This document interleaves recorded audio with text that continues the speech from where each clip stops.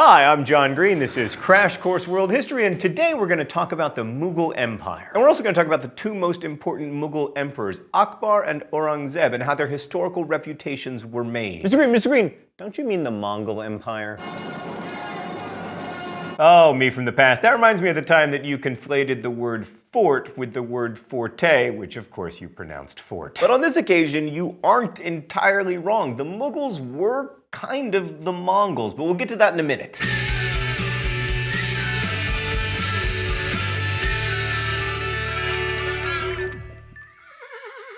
So the Mughals were Muslims who created an empire in India that held power for roughly 200 years between the early 16th and early 18th centuries, although technically the Mughal Empire didn't come to an end until after the Indian Rebellion against the British in 1857. Now the Mughals weren't the first Muslims in India, those would have been merchants, and they weren't even the first Muslims to rule significant parts of India. That honor goes to the Delhi Sultanate, which began in 1206 in northern India. But the Delhi Sultanate didn't last very long, and it was replaced by a bunch of regional kingdoms, and one of them, the Lodi Sultanate, had the misfortune of falling to the founder of the Mughal dynasty, Babur, in 1526. Not Babar, although that would have been awesome. Babur was descended from Timur, the last great Central Asian conqueror in the Mongol tradition, and also from Chinggis Khan, which explains why Babur and his followers are called the Mughals. It's the Persian Arabic word for Mongols. Now I know what you're saying, something like 12% of human beings currently living in the world are descended from Chinggis Khan, but Babur got it on the ground floor of it. Anyway, I think we have some footage of Babur raiding the Lodi Sultanate, don't we, Stan?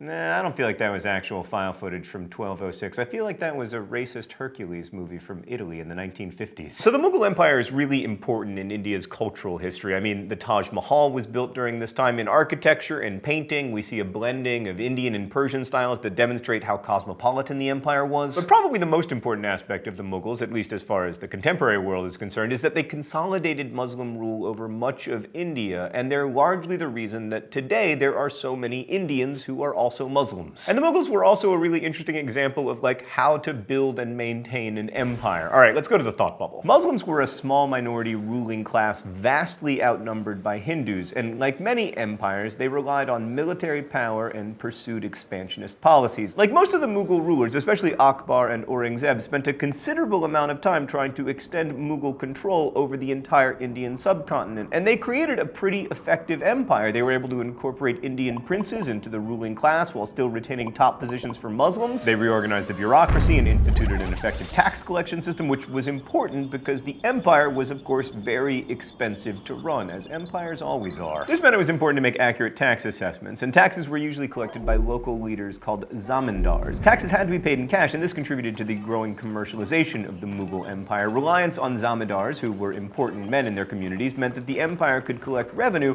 without being too disruptive to local village life. And although almost all of the revenue came from taxes on agriculture, the Mughals also taxed trade. Another way that the Mughals were a typical empire is that their rulers engaged in building projects to enhance their prestige. From Persepolis to Rome to the Forbidden City, building monuments to one's greatness is what emperors do, and the Mughals were no exception. As Muslims, many of their building projects were mosques, but the Mughals also built forts and, most spectacularly, mausoleums. Thanks, Thought Bubble. So most history classes that mention the Mughals focus on the contrast between Akbar and Aurangzeb. Akbar comes off as a good ruler, and Aurangzeb is painted as the guy who ruined the empire. The typically positive historian's view of Akbar, who ruled from 1556 until 1605, can be summed up in this quote from Asher and Talbot's India Before Europe. Through his reforms of administration and taxation, Akbar created a sound and enduring foundation for Mughal governance, while his tolerant attitude and inclusive policies toward Hindus and Jains helped create a state that was more Indian in character. That tolerance aspect is especially important. Like, Akbar rescinded the jizya, the tax that non-Muslims had to pay, and in 1580 he gave all non-Muslims the same rights as Muslims, instituting a policy called sul-i-kul, which translates to universal toleration. Now, in part, this policy was designed to lessen the power of Muslim religious scholars who might have been disturbed by the way that Akbar blended Islamic and Indian ideas of kingship, especially the idea that he was,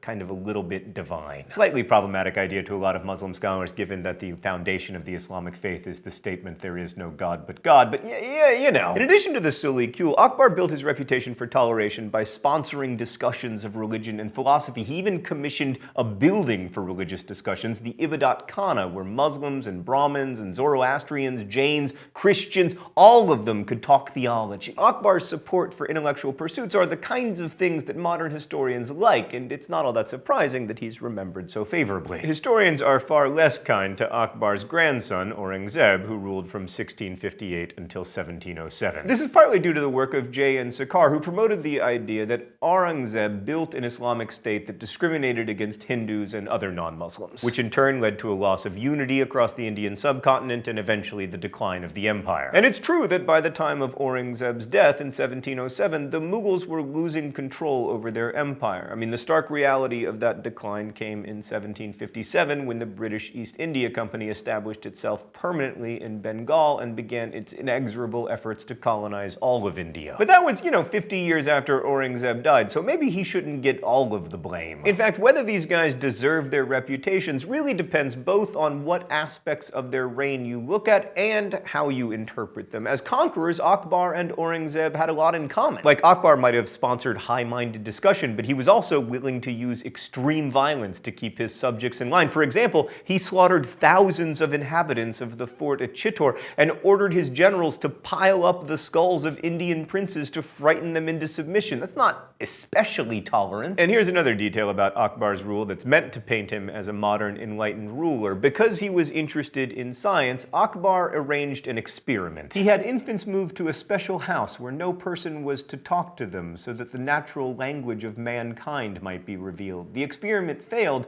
but it is a reflection of Akbar's desire to explore in a scientific manner the nature of humans and what he believed to be their common condition. Now, you can read that as a leader trying to understand the underlying connections among all humans, no matter their religious backgrounds, or you can read it as horrifying child abuse. And then we have Aurangzeb, who was a devout Muslim and did try to introduce Islamic principles into Mughal rule, but the trend toward orthodoxy and away from Akbar's toleration had begun long before with his predecessor, Shah Jahan. He's best known for building the Taj Mahal. Good work, Stan. He built it by himself?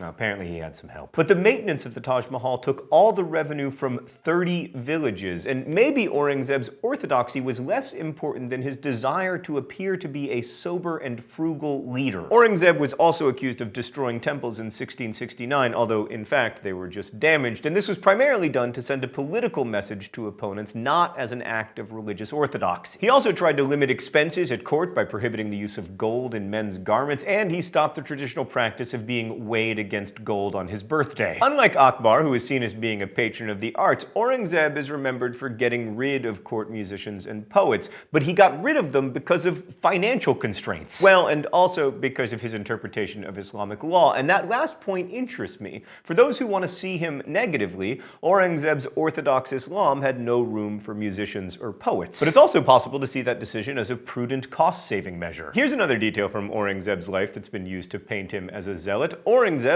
unlike his predecessors, was buried in a simple outdoor grave rather than an elaborate and expensive tomb. You could see that as a symbol of religious faith, or as a sign of humility, or an attempt by a thoughtful ruler to spare his subjects the expenses of, keeping up his tomb. That said, in the long run, the Taj Mahal has done pretty well in terms of generating tourist money, whereas I don't think anyone's paying to see Aurangzeb's grave. But the thing is, Aurangzeb needed to save money. If he was a bad ruler, it's mostly because he spent so much time and treasure fighting rebellions in the south of his empire and then neglected the north, where unrest grew as well. It's overly simplistic to say that the glory days of the Mughal Empire were about tolerance and the downfall was about intolerance. Really, there were lots of factors that played into the decline of the Mughal Empire, including growing factionalism at the Mughal court, the rise of regional powers, and the breakdown of the system of governance by local nobles. Historians are in the business of making claims about what happened and supporting those claims with with evidence, and often this evidence provides the details that make reading and learning about history so much fun. Now, sometimes the details suggest only one interpretation, but in many cases they can lead us to multiple conclusions. And the reigns of Akbar and Aurangzeb provide good examples of why we need to be careful with our details. It's possible that Aurangzeb was a terrible ruler because he tried to impose Muslim orthodoxy on a Hindu majority, and no doubt many Hindus felt so, especially after he reinstituted the jizya. And he did try to introduce Sharia law as the governing principle in the empire. But it's also possible that Aurangzeb's bad reputation comes from a contemporary preference for tolerance over piety in our rulers, or from a general feeling that states are better ruled by secular than religious laws, or from the fact that it's just hard to rule a declining empire well. Ask President Obama. Our experiences and biases make us more likely to see the dismissal of court musicians and poets as an example of religious fanaticism than as like a cost-saving measure. And maybe Akbar, who could be as brutal in his military conquests as any emperor, comes out in a good light because he did advocate religious toleration. But it wasn't totally or even primarily due to his religious tolerance that Akbar was able to win most of his wars. And the many rebellions against his reign suggest that he wasn't as popular with his subjects as he is today with historians. One last note about how the way that we look at the past can shape the present and vice versa. We need to be particularly careful here because the Mughals continue to play an important role in how Indians imagine themselves today. One of the roots of contemporary Hindu nationalism is pride at India's throwing off the shackles of imperialism, and for many Hindu nationalists, that history of imperialism starts